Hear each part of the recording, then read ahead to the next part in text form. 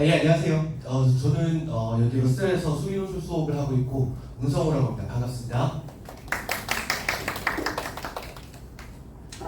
예, 저는 여기하고 여기저기 러셀하고 그 다음에 송도, 마포 이런 데 수의노술 수업을 하고 있고요. 프린티피아는 뭐냐면 이렇게 쌤 5분이서 같이 수의노술 연구하고 교재 같이 작업을 해서 수업하는 이런 팀입니다. 예, 그래서 오늘 설명회를 하기 전에 말씀을 드릴 거는 오늘은 수리노술을 어떻게 하면 잘할 수 있고 뭐 이런 거는 다 빼고 이야기를 하려고 합니다. 지금 급하신 게 그게 아니잖아요, 그죠? 당장 내일부터 원서를 쓰셔야 되니까 원서를 어떻게 쓰면 되는지에 대해서 집중해서 말씀을 드리려고 하고 수리노술 어떻게 잘하면 되는지는 그냥 저한테 보내시면 그게 제일 잘할 수 있습니다. 예, 넘어가겠습니다.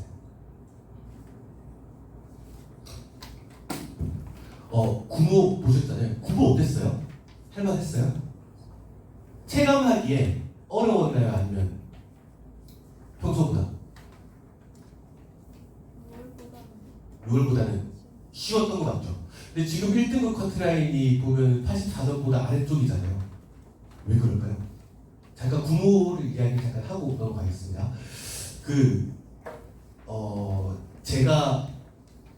저는 수리노술 수업을 하는데 학생들한테 매일 하는 이야기가 하나 있습니다. 학생들이 지금 심리적으로 28, 29, 30을 제껴놓은 상태예요. 특히 미적분하는 친구들은 심리적으로 28, 29, 30을 제껴놓고 그 앞에까지를 맞추겠다고 생각을 하는 친구들이 되게 많아요. 근데 올해 구모 같은 경우 사실 30번은 제가 본 30번 중에 역대 가장 쉬웠던 것 같고 그 다음에 29번도 평소에도 원래 사실 29번이 제일 쉬웠는데 이번 29번은 그냥 쓱 풀리더라고요. 그런데 학생들은 사실 28, 29, 30을 심리적으로 제껴놨는데 그 중에도 28번이 나왔어요. 그럼 그 뒤에 문제는 제껴진 겁니다. 사실 뒤에 쉬운 문제가 2개, 4점짜리가 2개가 더 있는데 제껴진 거예요. 그래서 특히 학생들한테 드리고 싶은 말씀은 28, 29, 30을 제끼면요 3개를 틀리는 게 문제가 아니고요 수학 실력이 줄어요. 그러니까 미적분러들이 기하나 확통을 보는 친구들에 비해서 유리한 거는 표준 점수가 높게 나오는 유리함이 또 있지만 그거 말고 미적분이라는 과목은 미적분을 공부하는 대로 수어수도 실력이 올라가는 과목이에요. 그래서 심리적으로 28, 29, 30 미적분은 3점짜리까지만 맞춘다. 이렇게 생각을 하면 그냥 수어수도 실력도 그냥 그 자리에 계속 있기가 좋습니다. 그래서 수능 보는 날까지 그냥 너무 얕게 공부하지 않았으면 좋겠습니다. 그러니까 이거는 어차피 틀릴 것 같으니까 요거를 맞추기 위해서 아둥바둥 하는 거는 손해인 것 같아요. 이런 생각을 좀 안 했으면 좋겠습니다. 너무 얕게 공부를 하는 게 수능을 더 잘 볼 수 있는 방법이라고 생각을 합니다.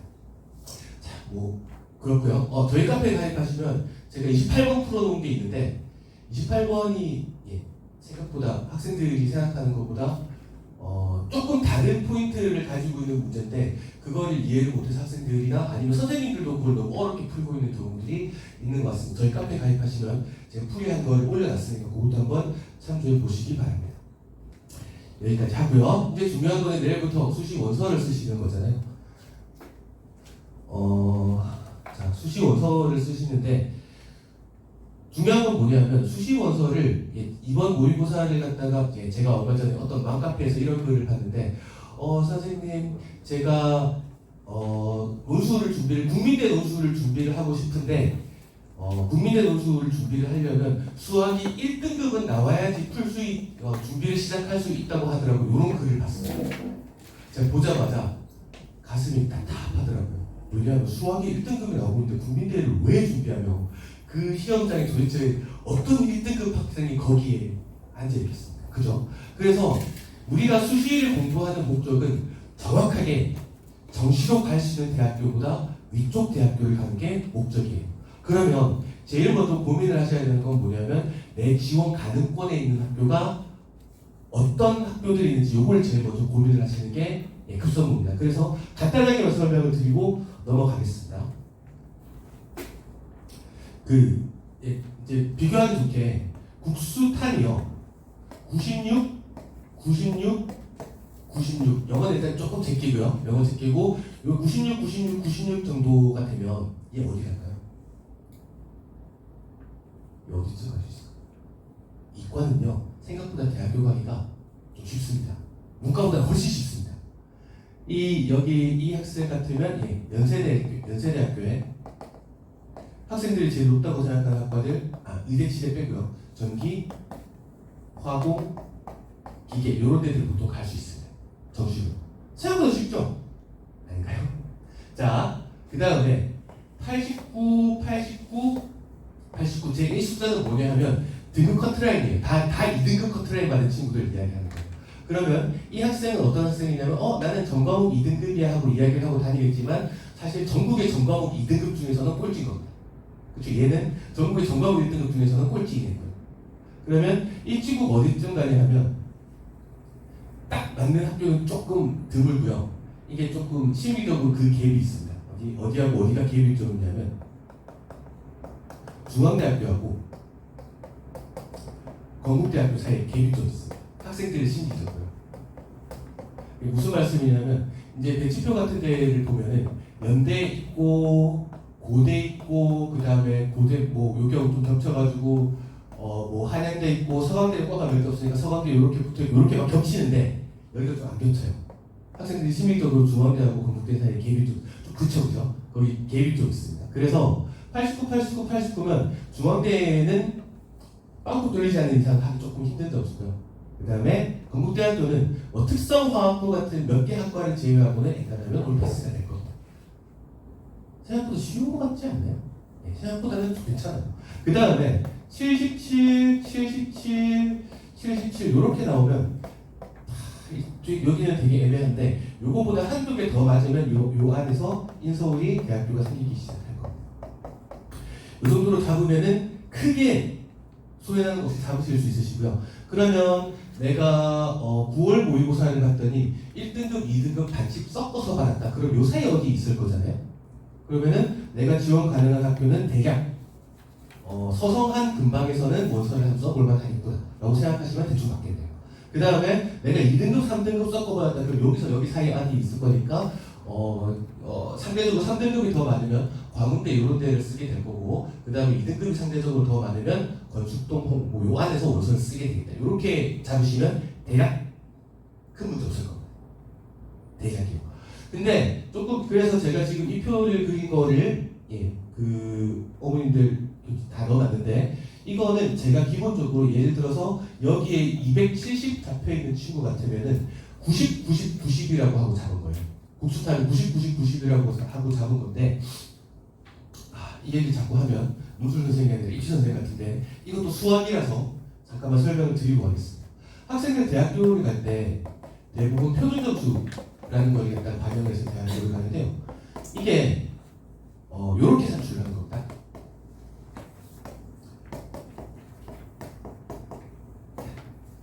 죄송합니다. 이거 하나만 수식을 쓸게요. 이게 과목별 표준 편차고요. 이게 점수가 흩어져 있는 정도인데 머릿속에서도 지우셔도 됩니다. 과목별로 다 비슷비슷하게 됩니다. 그 다음에 이게 이제 과목 평균입니다. 얘가 내 점수입니다. 그러면은 학생들이 해야 될 거는 이쪽을 100에 가깝게 받기 위해서 최선을 다해야 되는 게 맞죠. 근데 유불리는 어디서 발생하는 거냐면 과목별 유불리는 여기서 발생하는 겁니다. 평균에서. 왜냐하면 이거는 학생들이 공통으로 가지고 있는 점수니까요. 그러면은 이 점수를 높게 받으려면 어떻게 하면 되죠? 평균이 낮아야 됩니다. 왜? 부호가 마이너스잖아요. 그렇죠? 전 과목 중에 평균이 제일 낮은 과목이 뭘까요? 웬만하면 수학입니다. 왜냐하면 평균은 여기에 앉아있는 열심히 공부한 친구들이 만드는 게 아니고 평균이라는 거는 사인펜으로 1번 쭉 찍고 나서 바로 자는 친구들 이런 친구들이 이제 평균을 결정을 하는데 국어를 갖다가 1번을 쭉 찍고 자게 되진 않거든요. 왜냐면 한글로 써져 있기 때문에. 근데 수학을 쭉 찍고 자는 친구들 많아요. 그래서 웬만하면 평균은 수학이 제일 낮습니다. 그러면은 표준 점수가 수학이 표준 점수가 크게 나오는 게 수학이 중요한 과목이라서가 아니라 산출 식상 수학이 표준 점수가 높게 나올 수밖에 없는 산출 구조를 가지고 있는 거예요. 근데 예를 들어서 올해 수능에서 그럴 리가 없어 보이긴 하는데 올해 수능에서 만약에 출제위원들이 이상한 생각을 해가지고 수학을 엄청 쉽게 출제하고 국어를 엄청 어렵게 출제했어요. 그러면 무슨 과목이 국어가 제일 중요해지는 거예요. 근데 보통의 경우는 수학이 제일 중요한 과목이라고 수학 선생님들이 얘기를 한 게 아니라 산출식상 수학이 제일 변별력이 크다고 보는 게 마땅한 얘기입니다. 그러면 똑같이 90, 90, 90 이렇게 받은 친구들보다는 예를 들어서 내가 90, 90, 90이 아니고 한 83, 90, 90, 92 그러면 어떻게 돼요? 무슨 나옵니까? 85 이렇게 받으면 평균 100분위 하면 똑같잖아요. 근데 얘가 훨씬 좋은 대학교를 갈 수 있습니다. 그러니까 그거 유불리 조정은 조금 하셔야 됩니다. 내가 상대적으로 수학이 100분위가 높으면 여기에서 드림표보다는 조금 더 위쪽으로 생각을 하셔도 되시고요. 수학이 상대적으로 낮은 편이면 요거보다 조금 아래쪽으로 생각을 하시면 대략 내가 정시로 어디쯤 지원할 수 있겠다 요거 잡아보실 수 있습니다. 그거를 먼저 잡아보는 게 어머님들, 학생들이 해야 되는 제일 첫 번째 임무입니다. 두 번째는 학생부를 먼저 잡아야 됩니다. 학생부는 근데 제가 여기서 드릴 수 있는 말이 별로 없습니다. 이거는 학생부 지원 가능권은 고등학교마다 너무 다르고요. 고등학교마다도 너무 다르고 그 다음에 학생부 교과 전형은 뭐 거기겠지만 학생부 교과 전형으로 인서울에 있는 대학교를 가려면 광운대학교를 교과 전형으로 가려면 내신이 한 2.0점 돼야 될 겁니다. 근데 머릿속에 한번 우리 학교에서 2.0 받고 있는 친구들 생각해보면 걔네들 잘하는 애들이잖아요. 걔네들이 광운대를 갈까요? 아니죠. 그래서 서울에 있는 고등학교나 아니면은 이제 강원도에서 계속 이렇게 지역 비하말을 갔나요? 강원도에서 계속 이제 공부하는 친구들이 저기 몇 명 없는 학교에서 내신을 받는 거나 모두가 공부하는 서울에서 이제 내신을 받는 거랑 똑같기 때문에 뭐 계속 전교 1등이라서 1.00 이런 경우를 제외하면 웬만한 학생부 교과는 피하는 게 좋고 학생부 종합은 고등학교별로 이걸 갈 수 있는 게 조금 다릅니다. 그게서 이제 흔히 이야기하는 Z점수 이런 걸 생각을 해야 되기 때문에 그거는 고등학교 가서 문의를 해보시거나 고등학교에서 답이 잘 안 나오면 그 입시 컨설팅 하는 분들한테 찾아가 보시는 게 좋습니다. 어쨌거나 여기를 찾아가야 됩니다. 제 경험상 목동 지역에서 요 인근의 학교들 같은 경우에는 사실 제가 제일 원서를 많이 쓴 거는 육론술이었습니다. 왜냐하면 그게 요 동네 학생들의 학생부가 안 좋기 때문이 아니라 많은 경우에는 학생부로 갈 수 있는 대학교보다 내가 정시로 갈 수 있는 대학교가 더 위쪽인 경우가 많아서 사실 학생부 종합 전형을 제끼게 되는 경우가 더 많았습니다.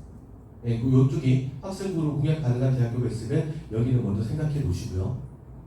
그 다음에 이제 원서를 적절하게 분산 투자하는 건데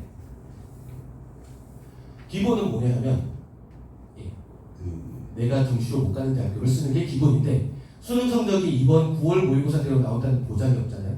그거를 대비한 원서, 그거를 보통 4대2 정도로 쓰는 게 보통입니다.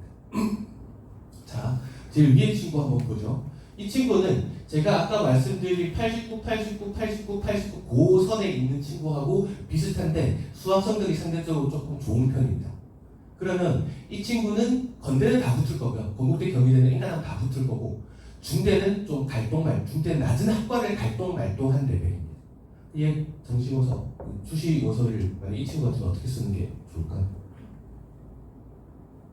제일 먼저 썼으면 좋겠는 건 전 얘는 반드시 연세대를 쓰게 할 겁니다. 수능 전이잖아요. 그래서 쓰게 할 겁니다. 그 다음에 절대로 빠지면 안 되는 이런 친구들이 절대로 빠지면 안 되는 함정이 홍대가 있습니다. 왜냐면 어차피 홍대 쪽 갈 것 같은데 수능이 더 잘 나올 수도 있잖아요. 그렇죠? 그러면 내가 지금 잘 모르겠는 학교, 갈동말동한 학교가 수능 전에 있으면 쓰는 거 아닙니다. 그리고 못 가는 학교가 수능 전에 있으면 걔는 써보는 게 좋습니다. 자, 이게 그럼 연대 너무 힘들지 않나요? 연대가 이렇게 한번 생각을 해보죠. 연세대학교를 만약에 정시로 갈 수 있다고 생각하는 친구들은요, 연대를 쓸까요? 절대로 안 씁니다. 그렇죠? 근데 얘네들 고대, 서강대, 성균관대 하는 이런 데 쓸까요? 씁니다. 왜냐하면 수능 뒤잖아요. 수능이 잘 나오면 시험 안 보러 가고 그 다음에 수능이 잘 안 나오면 시험을 보러 가겠다고 연대는 안 쓰지만 고대, 서강대, 성균관대 하는 이쪽을 씁니다. 근데 말씀드리면 이게 좀 그렇지만 수능은 보통 못 보거든요.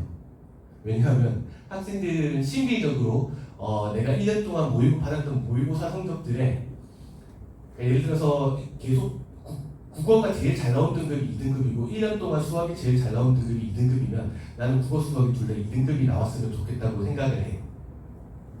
그래서 그거 조합이 내 수능 예상 성적이 되기가 좋은데 사실 현실은 제일 안 좋았던 조합이 되는 경우가 더 많습니다. 수능 당일에 압박도 있고 이래서요. 그래서 수능을 원래 좀 잘 못 보는 겁니다. 그래서 많은 경우에는 그 친구들이 고대, 서강대, 성균관대 하는 데 시험을 보러 갈 겁니다. 요 동네나 아니면 대치동 같은 데 가면 그 연대 시험 보잖아요. 그럼 한 반에 한 3분의 1이 시험 보거든요. 걔네들이 다 연대 합격권이라서요? 아니에요. 그냥 보러 가는 겁니다. 나중에 가보면 걔네들이 그런 게 끝나고 나가지고 나 연대 문제 다 맞춘 것 같은데 떨어진 거 보면 어디서 계산 실수 하나 했나봐 이러고 이런 이야기를 하는데 대체로 이제 나중에 보시면 알겠지만 연대 모든 학과에서 최저 점수는 다 빵점입니다. 그런 친구들이 경쟁률을 그득그득하게 채우는 경우가 많기 때문에 연대 상위권 학과는 좀 얘기가 완전히 다릅니다. 그거는 연대 중위권 학과를 갈 수 있는 친구들 혹은 연대가 맥시멈이라고 생각하는 특목고 친구들이 있기 때문에 상위권 학과는 완전히 얘기가 다른 얘기지만 중하위권 학과들 같은 경우에는 고대 서성함보다 반드시 여기가 더 힘들다고 할 수 없습니다. 그래서 수능 전에 내가 정시로 못 가는 대학교가 있으면 그 수능 시험을 볼 수 있으면 적극적으로 활용해 보는 게 좋습니다. 그 다음에 이 친구가 아까 말씀드리기를 건대는 붙을 것 같다고 말씀드렸잖아요. 그러면은 보통은 건대, 경희대 요 중에 한 2개 정도 씁니다. 수능을 못 봤을 때를 대비해서 요것보다 안 나왔을 때를 대비해서 그러면 한, 둘, 셋, 세 장가만 되는 거죠. 그럼 요 사이에 있는 데가 중대, 서강대, 성균관대, 한양대 이게 요 중에서 3개 골라서 쓰게 될 겁니다. 이렇게 쓰면 표준적으로 원서를 쓴 거라고 할 수 있고 그 다음에 평소에 이거는 좀 평소에 6월 모의고사하고 비교해 보건데 이게 조금 덜 나온 거예요. 덜 나온 거예요. 그러면 사실 이거보다 조금 위쪽을 기대할 수 있겠죠. 그런 경우에는 요 2개 중에 하나를 빼고 이 중에서 4개를 쓸 겁니다. 고대 있네 고대. 이렇게 쓰게 될 겁니다. 그래서 조금 겁먹기 좋은 게 내가 무슨 연대를 쓰냐, 내가 무슨 고대를 쓰냐 하기 좋지만 사실 그런 친구들이 원서를 쓰는 겁니다. 그 대학을 정시로 갈 수 있는 친구들은 그 학교에 당연히 시험을 안 합니다. 그래서 원서는 어머님들 생각하시는 것보다 학생들이 생각하는 것보다는 조금 더 공격적으로 생각하셔도 좋습니다. 밑에 있는 친구는 요 정도 되면 인서울 마지노선이라고 생각을 해도 되고 상대적으로 국어가 성적이 좋긴 한데 수학 성적이 별로 좋은 편이 아니기 때문에 되게 이 친구 같으면은 인서울 마지노선 아니죠. 그것보다 조금 위로 숭실대, 광운대, 아주대, 뭐 이런 쪽으로 갈 수 있을 겁니다. 그러면은 숭실, 광운, 아주, 국민 이런 데 중에서 원서를 한 2장 쓸 겁니다.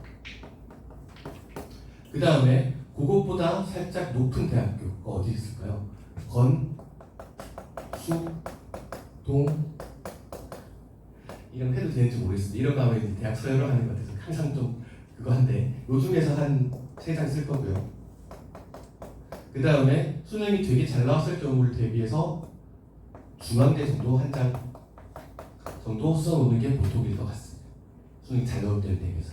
그래서 학생들이 원서 6장을 쓰는 게 다 시험을 보러 간 게 아닙니다. 수능이 잘 나왔을 때를 대비한 원서 한 4장, 수능이 잘 못 나왔을 때를 대비한 원서 한 2장, 이 정도로 생각을 하시면 됩니다. 근데 이제 궁금한 거는 이제 요 뒤에 말씀드려야 될 건 요 중에서 4개를 고를 때 저희는 이거를 MBTI 같은 거라고 생각하는데 자기 취향 같은 게 있잖아요. 그런 것까지 고려를 했을 때 그래서 제목을 탑시크릿입니다. 제 생각에 이거를 설명해 줄 수 있는 사람은 고등학교 아니 대한민국에서는 저희 프린티피아 팀밖에 없을 거라고 생각을 하거든요. 그거까지 조금 설명을 조금 이따가 드리도록 하겠습니다. 자, 이거는 플러스 알파로 더 큰 기회가 있는 특수한 경우인데 제일 위에 학생 한번 보죠. 이 문제 한숨 나오는 성적인데 얘는 수학만 잘하는 거죠. 당연히 인서울 절대 불가능이고요. 이성적으로 인서울이 절대 불가능한 학생인데 이 친구는 다행히 수학은 좀 하는 편입니다. 그래서 이 친구는 수학 실력을 살려서 논술로 동국대 화생공학 합격한 친구입니다. 가운데 친구를 한번 볼게요. 얘도 당연히 인서울 당연히 불가능입니다. 근데 얘는 논술을 어느 정도 준비를 했었는데 대신에 수학 성적이 좋은 편이잖아요. 그 수리논술을 할 때 이름이 논술이 붙어 있어서 이걸 뭘 줄글을 좀 쓰고 이렇게 생각하시는 친구들이 많은데 사실 수리논술은 수학 시험입니다. 수학 실력이 좋고 안 좋고 이 싸움입니다. 그러면 이 친구 사실 수학 실력으로만 보면 꿀릴 게 하나도 없잖아요. 최저 부담은 조금 있긴 있겠네요. 그죠? 그래서 이 친구는 여기를 다 썼습니다. 가고 싶은 데가 되게 명확한 친구죠. 전기자전 쪽으로 가고 싶었던 친구인데 홍대, 동대, 인하대, 광대 이런 데를 다 써서 다 붙었습니다. 요거 보면 어머님들이 생각하시면 좋겠는 건 뭐냐면 어디 가면 수리논술 그 경쟁률 빡세서 그거 운이고 뭐 로또고 이런 말씀을 하시는 분들이 있는데 아니에요. 잘하는 친구들은 주목해서 붙기도 합니다. 이게 만약에 운이면 이 친구는 그렇죠? 나타나기 힘든 예가 되겠죠. 제 알죠. 이거는 좀 너무하네요, 그죠? 수학이 85대기 연대 화학과를 붙었습니다. 나머지는 다 개판이에요. 합이 국수탑 합이 186이면 인서울이 아니라 상하대대학교 불가능한 레벨인데 연대 화학과를 붙었습니다. 이거는 조금 말씀을 드리면 이 친구는 좀 특이한 친구입니다. 사실 수학을 굉장히 잘하는 친구인데요. 굉장히 저희가 보면 감탄스러울 정도로 수학을 잘하는 친구인데 얘가 거기에 적응을 못하는 겁니다. 그 수능이라는 시험은 대체로 타임어택이고요. 그 다음 사실 문제 전체의 70%는 이미 아는 문제라야지 풀만한 시험이거든요. 기본적인 유형은 다 알고 있어야지 푸는 시험인데 이 친구가 그거 적응이 도저히 잘 안 되는 친구예요. 근데 수학 실력은 굉장히 좋은 친구입니다. 그래서 이 친구는 보세요. 연대니까 붙었지. 연대 서성한 이럴 때 붙었으면은 최저 때문에 다 떨어지겠죠. 근데 연대는 특히 최저도 없으니까 연대만 써가지고 연대를 딱 붙인 친구. 그래서 이런 특수한 경우가 있습니다. 근데 이걸 제가 너무 열심히 설명을 드리면 약장수인 것 같아서 여기까지만 말씀을 드리고요. 이 친구들 공통점이 뭔가요? 수학은 잘합니다. 그죠? 이제 제가 지금 아까 말씀드린 거하고 조금 종합을 하면 입시가 얼마 안 남았잖아요. 얼마 안 남았잖아요. 남은 시간 동안 수학에 좀 더 집중을 하는 게 정시로 봐서도 도움이 되면 그 다음에 수능 수학이 실력이 좋아지면 논술 실력도 당연히 좋아집니다. 그래서 상대적으로 지금 시간을 투자하는 거를 수학을 조금 늘리겠다고 생각을 하는 게 학생들 입시에 도움이 될 겁니다. 근데 좀 이제 경계를 해야 될 거는 이쯤 되면 그러는 친구들이 있어요. 나 선택과 집중을 할 거야. 그래서 수학하고 잘 나오는 탐구 한 과목 요거를 집중을 하고 나머지를 버리려고 해. 그거는 이제 앵간하면 말리는 게 좋습니다. 그거를 진짜로 선택과 집중을 할 수 있는 친구들은요 이미 그 선택대가 아니에요. 선택과 집중이 아무나 하는 게 아니다. 제 경험상, 제 입시 경험상 모의고사 보고 나서 선택과 집중해야지 이렇게 생각하는 친구들은 많은 경우에는 선택만 하고 집중을 안 하더라고요. 그냥 나 수학이랑 과학에 집중할 거야. 수학, 과학 성적 그대로인 상태에서 나머지 성적만 쭉 떨어뜨리는 경우가 많으니 대체로는 지금 있는 상태를 유지를 하는 게 더 좋고요. 유지를 하고 하는 게 더 좋고 그 상태에서 수학의 집중도를 조금 더 높이는 게 입시에는 수시를 봐서도 정시를 봐서도 자기에게는 무조건 도움이 될 겁니다. 자, 이제 본격적인 얘기로 들어갈 겁니다. 심화편입니다. 지금부터 말씀드릴 거는 큰 그림에서 이렇게 삼으시면 됩니다. 큰 그림에서 이렇게 삼으시면 되는데 지금부터 이 중에서 몇 개를 골라야 될 때, 이 중에서 몇 개를 골라야 될 때, 이 중에서 몇 개를 골라야 될 때 이때 유불리를 말씀드리려고 하는 겁니다. 이거에 의해서 차이 나는 점수는 한 2, 3점일 수도 있습니다. 2, 3점 차이가 날 수도 있어요. 왜냐면 이제 수학 실력이 고정된 상태라고 생각을 하면. 근데 말씀드리고 싶은 거는요. 예를 들어서 성균관대 시험장에 들어갔어요. 그러면 그 시험장에 있는 친구들은 단 한 명도 성균관대 정시로 못 붙을 친구들이에요. 그 다음에 최저를 못 맞춘 친구도 앉아있을 수도 있겠지만 걔네들은 학부라고 상관이 없어요. 그 시험장에 앉아있는 학생들의 수학 실력도 되게 차이가 나요. 다 거기서 거기입니다. 거기서 거기입니다. 물론 이제 재미삼아 보는 친구들도 있고 있겠지만 대체로 합격을 바라보는 친구들의 수학 실력이라는 건 대체로 다 거기서 거기입니다. 그러면 어떻게 하면 붙는 거냐면요. 옆에 앉아있는 친구보다 5점 더 받겠다고 생각해서 붙는 게 수능수예요. 그러면 여기서 한 2점, 3점 정도를 따고 들어갈 수 있는 건 사실 입시 결과에는 어머니들 생각보다 훨씬 큰 영향을 미칠 수 있어요. 그래서 한번 보겠습니다. 자, 이거는 우리를 귀찮게 하는 게 기하랑 확통이 있습니다. 그죠? 그래서 머릿속에 심리적으로 나는 미적분 선택했고 기하랑 확통은 잘 못하니까 하고 생각하는 친구들이 있으면 그거 생각을 조금 다시 해보게 해주세요. 자, 이거는 뭐냐면요. 표면적인 출제 비중은 뭐냐면 배점을 가지고 비중을 계산을 한 겁니다. 배점이요. 예를 들어서 수능 전에 보는 학교에는 홍익대학교 같은 경우에는 확정 배점입니다. 30, 30, 30이니까 그 기하, 확통, 미적 30, 30, 30으로 출제가 됩니다. 그러면은 이게 기하, 확통 합해서 표면적으로 66%라고 이야기할 수 있을 겁니다. 그쵸? 예, 그렇게 계산을 한 겁니다. 그렇게 비중을 보시면 위쪽으로 갈수록 기하, 확통이 배점이 높은 편이고 아래쪽으로 갈수록 기하, 확통을 안 보는 쪽이 될 겁니다. 아래쪽에 얘네들은 요강에다가 기하, 확통 안 된다고 명시해 놓은 학교들입니다.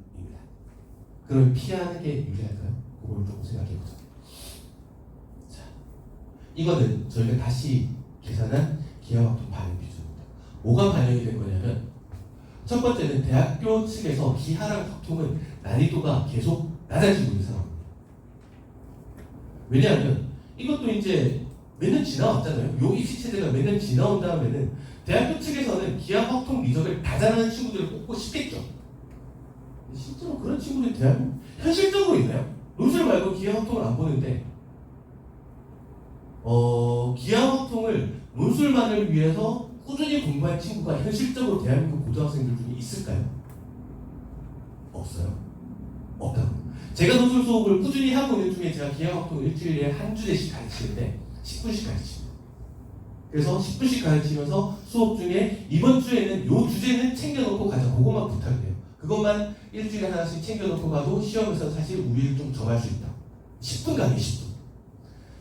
그러면 기하, 확통의 난이도가 낮춰지고 있기 때문에 나머지 문항하고 나머지 미적분 문항하고 변별력을 똑같이 볼 수는 없는 겁니다. 그래서 대체로 이렇게 생각하시면 좋을 것 같은데 미적분 문항은 대체로 당연히 수능 문제보다 어렵습니다. 시간을 훨씬 길게 주는 거니까요. 100분 동안 큰 문항 3개 풀라고 하는 게 대부분이니까 당연히 수능 미적분보다 논술 미적분이 어려운 경우가 많습니다. 기하랑 확통은요. 수능보다 쉬워요. 수능보다 쉬워. 그 기하 문제 같은 거 보면 수능 3점짜리 문제하고 똑같이 생긴 문제들도 사실 출제가 되고 합니다. 근데 그걸 갖다가 똑같은 비중으로 실질 반영 비중을 잡을 수 없어서 그거를 반영하고 그 다음에 또 한 가지는 뭐냐면 기하 문제를 같이 생겼는데 예를 들어서 2차 옵션 문제예요. 근데 2차 옵션 접선 구하라로 끝나는 게 아니라 2차 옵션 접선을 구한 다음에 얘하고 얘 사이에 둘러싸인 부분의 넓이를 구해요. 혹은 이거 두 개 그늘 차이 이렇게 직선이 지나갈 때 이런 삼각형을 그려서 이 삼각형의 넓이의 최대값을 구해요. 표면적으로는 아까 거기 기하 문제에 해당됩니다. 근데 사실 한꺼풀 베끼면 걔는 미적분 문제거나 아니면 2차 방정식 문제예요. 그렇죠? 껍데기를 한꺼풀만 베끼면 이 아이는 미적분 문제거나 2차 방정식 문제인 경우가 많아요.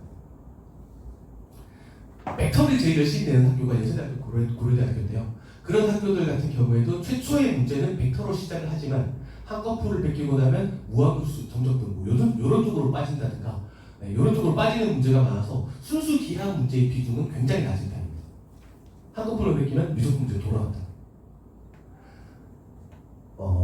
그 다음에 특정 대학에서 아까 말씀드렸듯이 연대 고대에서 벡터가 집중적으로 출제되고 있습니다. 그런 거는 조금 반영을 한 거고요. 그 다음에 너무 랜덤하게 출제하는 학교가 있는데 한양대는 3번을 시험을 보거든요. 오전 한 번, 오후 2번 3번을 시험을 보는데 그 중에 한 번은 미적만 나오고요. 한 번은 기하가 한 문제 나오고요. 한 번은 확통이 한 문제가 나옵니다. 언제 그렇게 될지 모릅니다. 그렇게 출제가 되고 있어서 이런 것들을 반영을 해서 비중을 재조정하는 겁니다.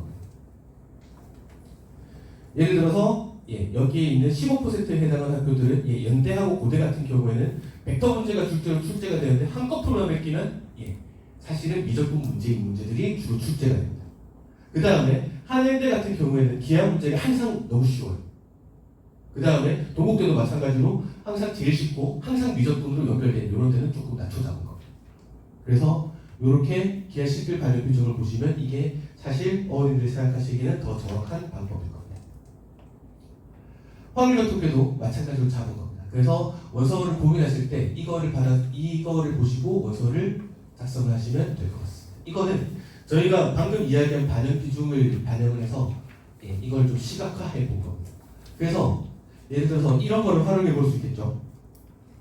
학생들이 만약에 수학을 잘하는 이과 학생이라면 이런 거 해보고 싶겠죠. 이거를 보고 y-x를 하나 그려보고 싶을 겁니다. 그러면 이거 기준으로 해서 난 상대적으로 기하랑 확통 중에서는 기하가 조금 더 편안하다는 생각이 들면 y-x를 기준으로 이쪽에 있는 학교를 선택을 하는 게 조금 더 유리할 겁니다. 그 다음에 지금 제가 y-x를 하나 그어보면 y=- x 플러스 k를 그려보면 이렇게 만약에 생각을 하면 요 같은 라인에 있는 이 학교들은 어떻게 되는 거냐면 기하랑 확통 비중이 상대적으로 똑같은 학교들, 그죠? x하고 y가 일정한 겁니다. 그러면 이 선이 이쪽으로 다가갈수록 점점 상대적으로 미적분 비중이 높고 기하 확통 비중이 낮을 거고요. 이쪽으로 갈수록 마찬가지로 기하 확통 비중이 높겠네요. 말씀드리고 싶은 거는 용감한 학생이 됐으면 좋겠습니다. 기하랑 확통이 생각보다 기하랑 확통에서 내용상 알아야 될 분량은 진짜 얼마 안 됩니다.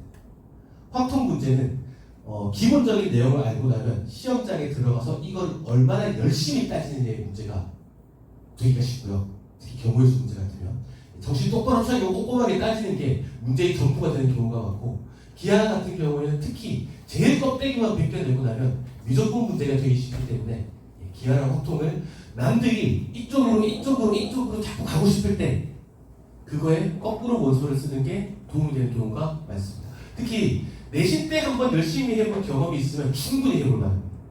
학교들 중에서는요, 실제로 내신도 안 하는 학교들도 많거든요. 요새 고등학교에서 기하랑 확통 둘 중에 하나를 내신을 아예 안 하는 학교들도 사실 많죠, 그죠? 그런 학교들도 많고, 그런 학교들이 대치학교 가서 그런 학교들이 좀 제가 돌아다니면서 물어보니까 많더라고요. 그런 것까지 고려를 하면 기하랑 확통을 내신 때 한번 열심히 해본 정도면 제 생각에는 굉장히 훌륭하게 이쪽으로 가려고 노력해도 괜찮을 것 같습니다. 넘어가겠습니다.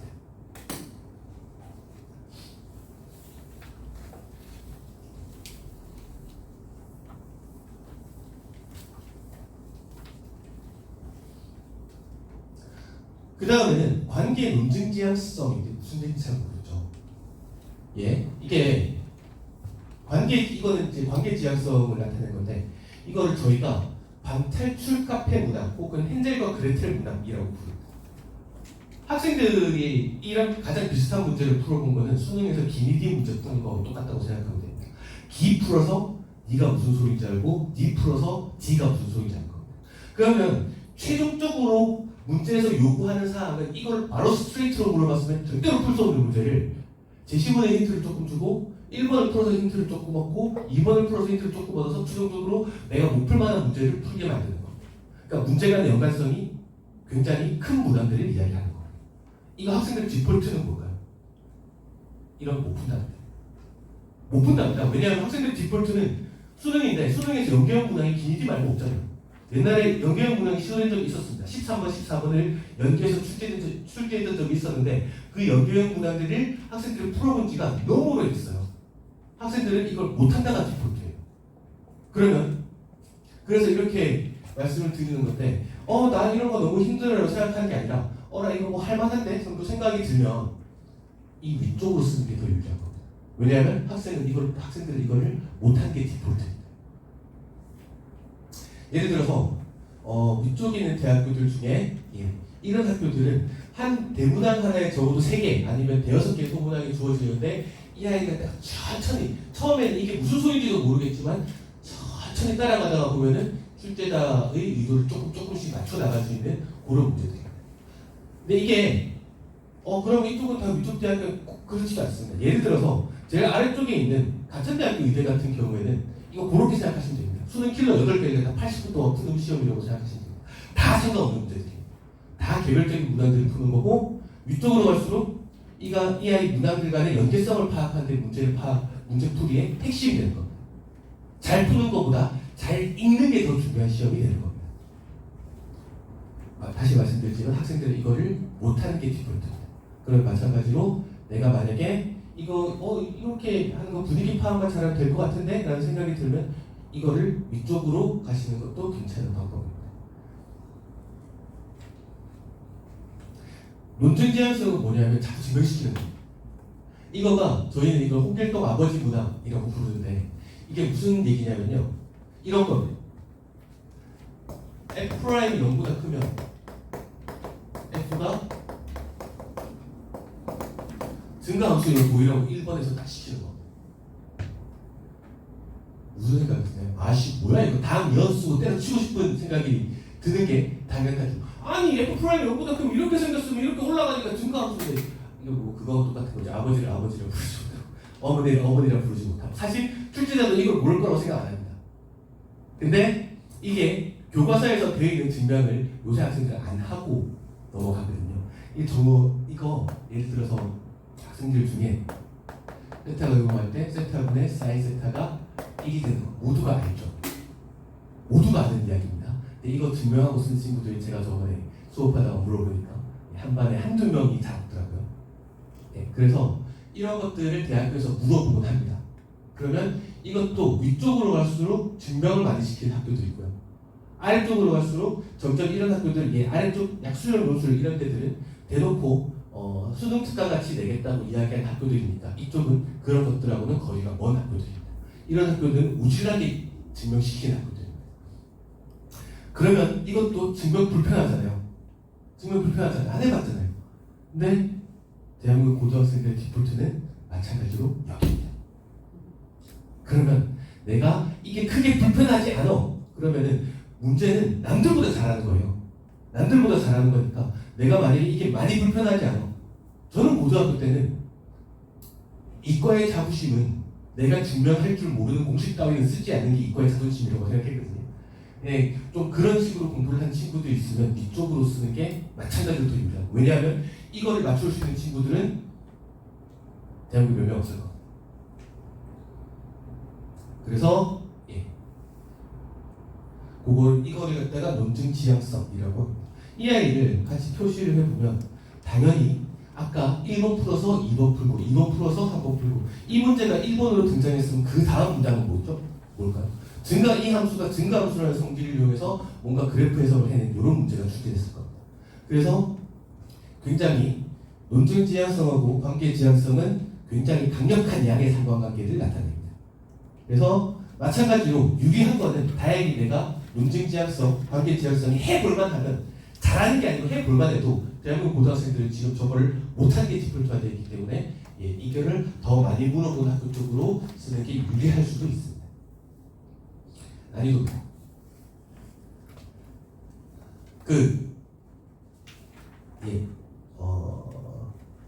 학생들이 또 저지르고 하는 제일 결정적인 실수가 뭐냐면 기출 문제를 풀어보니까 선생님 이 학교 못 쓰겠어요. 이거 문제가 너무 어렵던데요? 요 학교는 문제 풀고 나니까 제가 시험 보러 가면 될 것 같은데요? 하고 이제 이야기를 하는데 지금은 상황이 좀 달라졌어요. 이제 성균관 때 요새는 문제를 좀 되게 어렵게 내기 시작했습니다.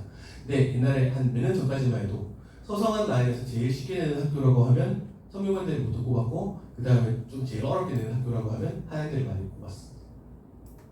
근데 제 경험상 시험 딱 보고 와서 애가 어깨에 힘 빡 주고 와가지고 쌤 저는 이제 선배생이라고 불러주십시오. 이제 다 풀고 왔습니다 하고 잘난 척하는데 결과 발표 나고 나면 애가 연락이 안 되는 이런 케이스가 제일 많은 학교가 당시에 성균관 때였습니다.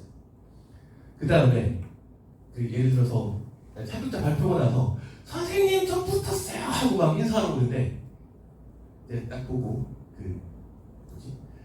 축하해 놓고 속으로 네가 생각이 드는 학생 비중이 높은 학교가 사실 그 당시에 문제를 어렵게 내던 한양대학교였습니다. 문제가 쉬우면 어떻게 해야 되냐면 답을 맞추는 걸로 끝나지 않는 거고 감점폭도 줄여야 되는 거고요. 감점폭도 줄여야 되는 거고 그 다음에 남들 글씨도 좀 예쁘게 써야 되고 이런 신경 써야 될 게 있지만 문제가 어려우면 이거를 답을 못 맞춘다고 할지라도 부분 점수만 긁어보아도 충분히 합격이 가능한 겁니다. 그래서 이것도 마찬가지로 위쪽하고 아래쪽이 어렵게 내는 학교들이 반드시 합격하기 어려운 거, 이쪽이 합격하기 쉬운 거 이렇게 생각하고 완전히 오산입니다. 이거는 이렇게 생각하셨으면 좋겠는데 우리 애가 평소에 성향이 정말 바른 생활을 하는 학생이고 정해져 있는 테두리 밖으로 절대 안 나가려고 하고 예를 들어서 요번 수능을 볼 때도 맨날 엄마 난 28, 29, 30 어차피 못 풀 거니까 앞에 있는 것만 절대로 맞출래 라고 생각하는 친구들이 있으면 쉬운 쪽으로 쓰는 게 좋습니다.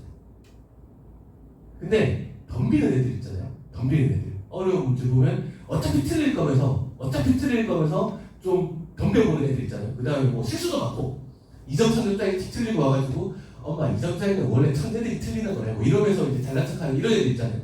그런 친구들은 어려운 학교를 써요. 자, 대체로 제일 어려운 학교는 여기 보시면 다 당연히 의예과들입니다. 제가 어머님들한테 드린 자료 중에 좀 따로 분류를 해놨습니다. 의예과 자료에는 뭐 이런 수리 노출 말고도 과학 노출을 관한 이야기를 좀 써놨고 이런데 의예과를 제외하면은 그쪽은 이제 해당 사항이 좀 없으니까 지금은 의예과 제외하고 나머지 보면 의예과하고 비슷한 레벨에 출제하는 학교가 이 라인에서 딱 하나 있네요. 연세대학교. 당연히 연세대학교 지금 제일 어렵습니다. 조금 이따 연세대학교 그래서 입시를 어떻게 될지 한번 보고요. 그 다음 라인에 있는 학교들이 당연히 상위권 학과들이 어려운 편인데 여기 이상한 학교가 하나 껴있습니다. 우리 눈에 띄는 거 있으세요? 세종대학교.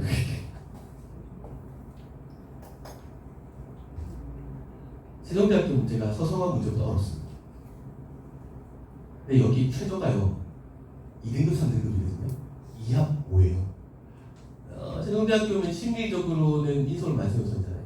최소도 일단 너무 높고 그 다음에 제가 논술 수업하다가 보면 학생들 중에 그런 거 되게 많습니다. 이 문제가 어디까지 가르쳐주면 선생님 저는 의예과를 써야 되는데 세종대 문제가 안 풀리니까 이거 포기해야 되나요? 하는 경우가 많습니다. 왜냐하면 실제로 의예과 문제가 어렵거든요. 세종대 문제. 그럼 그거 생각을 한번 해보세요. 이거를 갖다가 고시험장에 들어온 친구들 중에 이거를 맞추는 친구도 있을까요? 없을 것 같아요. 그러면은 이게 어떤 특정한 과목을 잘해서 최소 5를 간단하게 맞추고 인서울을 도저히 불가능하겠다는 생각이 드는 친구들은 전 차라리 세종대를 쓰라고 했습니다. 그래서 거짓말이라도 하고 나오라는 거죠. 제 질문을 좀 뺏겼어. 어머니 그거 안 해보셨나요? 저는 제가 IF 전세대라서 대학교 때 공부를 열심히 안 해가지고 공부 열심히 안 하고 시험장에 들어가면 도저히 풀 수 있는 문제가 없습니다. 교수님 죄송합니다. 집안에 무슨 일이 편지 이런 거 써놓고 나오니까 안 해보셨나요? 입시는 그렇게 하면 안 되네. 이 논술은 당연히 그렇게 하면 떠난뜨기인데 그렇게라도 해서 조금 엉뚱한 이야기라도 해서 써서 부분 점수를 끌어서 붙기에도 오히려 이런 학교가 더 좋을 수도 있다는 겁니다. 뜬금없이 어려운 학교만. 그 다음에 요 아래쪽으로 갈수록 상대적으로 쉬운 학교들에 속합니다. 그래서 반드시 쉬운 학교를 논술을 쓰는 게 유리한 게 아닙니다. 이것도 마찬가지로 MBTI니까요. 학생의 성향이 반영이 돼야 됩니다. 이거는 같이 뭐를 보시면 되냐면 동국대학교 학교 레벨을 위해서 문제가 쉬운 편입니다. 학교 레벨을 위해서. 그러면 여기에 보시면 합격자 최저 점수를 발표한 거 보면 80점 아래가 하나도 없습니다. 80점 아래로 붙은 친구들이 동국대학교에서는 단 한 명도 없습니다. 100점 만점. 이게 쉬운 거예요. 생각해보세요. 이게 소수령 시험이에요. 그 다음에 뭐 수학 기호 잘못 쓰면 감점도 당하는 시험인데 물론 이제 그게 있습니다. 이게 작년 동국대 결과에 반영이 된 거는 뭐는 있냐면 작년 동국대 문제 이번에 오류가 나서 전원 만점 처리가 돼 있다는 거는 조금 반영이 돼야 됩니다. 그럼에도 불구하고 문제 2개를 풀어서 10점 이하로 감점을 받아야지 어쨌거나 동국대 합격을 바라볼 수 있는 겁니다. 쉬운 이야기가 아닙니다. 세종대학교 아까 말씀드렸던 700점 만점입니다. 200몇십 점, 300점짜리 합격자도 많죠. 그쵸? 그래서 어려운 문제를 풀어가지고 그러니까 이것도 생각해보면 세종대도 1번, 2번, 3번 이렇게 연결문항이 출제되는 학교이기 때문에 1번들이 쉬운 거 아닙니까?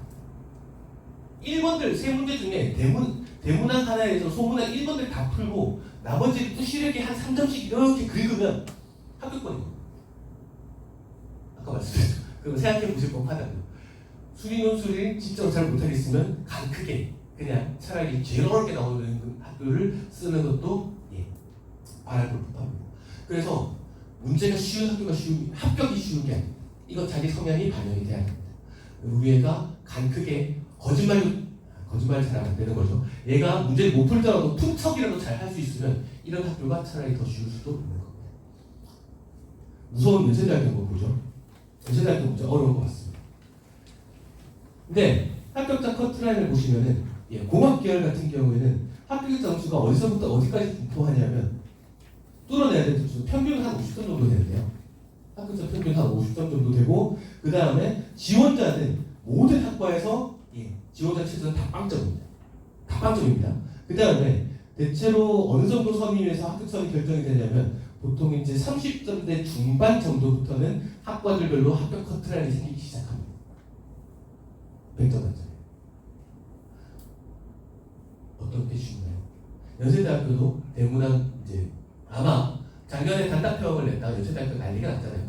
단답형이 나고 이제 다시 단답형을 안 낼 텐데 대문안 3개가 나와서 이거는 소문난 1번들도 다 어려울 겁니다. 그거를 갖다가 어떻게든 뚫어내고 나서 또 한 3점씩 4점씩 여기저기서 다 긁어모아가지고 한 40점, 50점 사이로 받아서 합격할 수 있는 학교가 어찌 보면 연세대학교. 그러니까 아까 동국대학교에서 물론 동국대학교가 합격하기 쉽겠죠. 훨씬 못하는 애들이 많을 거니까요. 근데 그게 어떤 게 쉬울지는 조금 생각을 해보셔야 됩니다. 그래서 무조건 쉬운 학교를 지망하는 게 더 유리하지는 않습니다. 해볼 법하지 않나요? 그 거짓말 조금 섞어가지고 제시문 읽은 티내고 거짓말 조금 섞어가지고 진짜로 거짓말 하는 이야기는 아닙니다. 그렇게 해서 학교 난이도는 쉬운 게 좋은 게 아니고 내 성향에 맞는 거를 마찬가지로 선택을 하면 됩니다. 이런 걸 가지고 원서를 쓰시면 되시고요. 수업 소개는 저희가 수능 전에는 대학교별로 이런 학교들을 수업을 하고 목동에서는 가능하면 많은 수업 저희가 이제 모든 러셀의 모든 반들을 다 개강을 하지는 못하는데 목동에서는 제가 가능한 반들을 최대한 개강을 하려고 노력을 하고 있습니다. 이거는 나중에 참고하시면 될 겁니다. 그래서 원서를 쓰실 때 아까 제가 보신 거 드린 표들을 드린 이유는 그러니까 여기가 학교가 어려우니까 여기를 피하라는 이야기구나 받아들이시면 안 되고 우리 애가 이런 성향이니까 이런 쪽으로 써보자를 판단하실 때 사용하셨으면 좋겠고요. 항상 고민하셔야 되는 거는 첫 번째는 그 학교의 시험 보는 학생들은 죄다 수학 실력이 거기서 거기입니다. 엄청 잘하는 애도 거기 없고 완전 못하는 애도 거기 없어요. 그러면 거기서 옆에 앉아있는 애들도 5점 더 따면 붙는 겁니다. 그러면 5점을 더 따기 위해서 우리 학생의 성향이 어떤지 생각해보고 그런 거에 조금 더 가능성이 높은데 같은 레벨의 학교면 그러니까 기본적인 지원 가능권은 모의고사 성적이 결정하는 게 맞는 이야기고요. 그 다음에 거기에서 어떤 쪽으로 가는 게 2점, 3점을 더 따기에 유리할지는 그거는 학생 성향에 달려있는 거지 문제가 쉽고 어렵고에 달리는 게 아닙니다. 그 다음에 말씀드렸지만 대한민국 고등학생의 디폴트는 아까 아래쪽에 대부분 맞추고 있어요. 증명할 줄 모르고 그 다음에 연계형 분할 풀 줄 모르고 그러면은 내가 만약에 뭐 조금 할만하다 싶으면 오히려 거꾸로 연계성이 강한 문제 그 다음에 증명 많이 시키는 문제를 푸는 게 더 유리할 수도 있는 겁니다. 설명은 여기까지 드리면 될 것 같고 저희가 카페가 있습니다. 네이버 카페에 푸인키피아 네이버 카페에 찾아서 들어오시면 일단 모든 대학교의 기출문제집은 다 있습니다. 그거 찾느라고 돌아다니지 마시고 저희 카페에 들어오시면 모든 대학교의 기출문제집은 다 있는데 저희가 지금 작업을 계속 해나가고 있는 중이기 때문에 수능 전에 시험을 보는 학교는 기출문제 작업이 다 끝났습니다. 연세대학교부터 가톨릭 대학교까지 싹 다 끝났습니다. 그러니까 그런 거 찾으실 때 저희 카페로 들어오시면 도움이 될 겁니다. 들어오시면 도움이 될 거고 제 설명은 여기까지 마치고요. 질문 있으신 분 있나요? 아니면 일단 여기서 마치고 질문 있으신 분 남아서 질문해 주시면 제가 또 다 답변해 드리겠습니다. 수고하셨습니다.